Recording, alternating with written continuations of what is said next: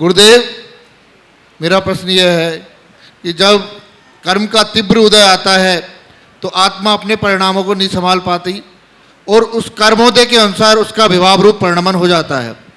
तो जब फल देने की उस कर्म की बारी आती है तो आत्मा ने तो अपना पूरा प्रयास किया कि उस कर्मोदय में अपने परिणामों को संभाल सके, लेकिन वह संभाल नहीं पाई, तो उसका फल उसको उसी मात्रा में मिलेगा या उसकी जो फल जो है वो कम हो जाएगा?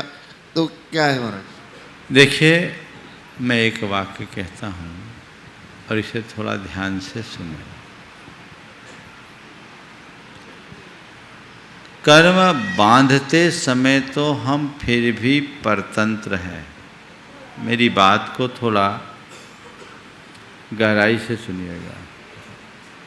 कर्म बांधते समय तो हम फिर भी परतंत्र हैं, पर कर्म भोगते समय हम पूरी तरह स्वतंत्र हैं।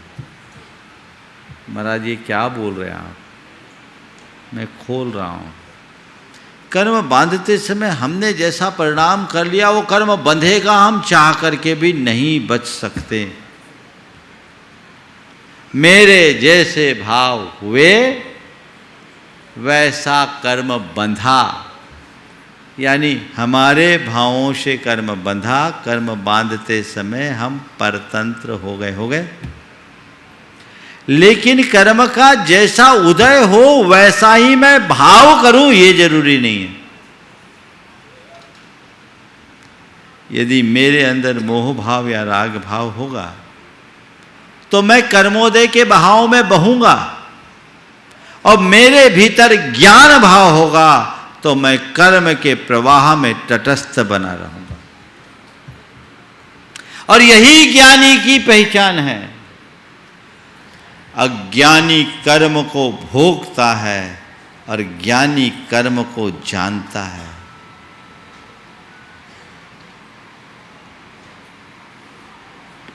दब्बे उभुजिन्ते नीवा जादी सुहम च दुखम च तम सु दुख मुदिन्नम वेदयद निज्जरम जादी। आचार्य कुंद कुंद अध्यात्म की रहस्य को उद्घाटित करते हुए कहते हैं कि कर्म का भोग करते समय नियम से सुख और दुख होता है, लेकिन उस उदीरित सुख और दुख को ज्ञानी केवल जानता है और उसकी निर्जरा कर देता है, उसमें संलिप्त नहीं होता। तो एक लक्ष्य बनाइए, चाहे कैसी भी परिस्थिति की निर्मित क्यों ना हो, चाहे जैसी सिचुएशन क्यों ना हो, मुझे उससे प्रभावित नहीं होना है। आप प्रभावित रहना है। कर्म की जड़ उखड़ जाएगी। अब प्रभावित होगे तो कर्म का बोझ लग जाएगा।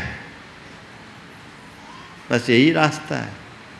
सारे ज्ञानियों ने बड़े बड़े उपसर्गों को सहा, किसके बदौलत? केवल कर्मोदय को जानकर।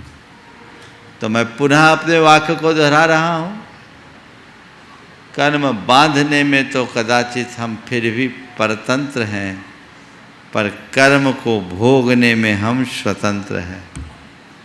तो हम कर्म बांधे नहीं, कर्म को भोगे नहीं, कर्म को जानने का अभ्यास करें, तो कभी नया बंध नहीं हो सकेगा और हम अपने जीवन को पतित और कलंकित होने से बचा भी सकेंगे।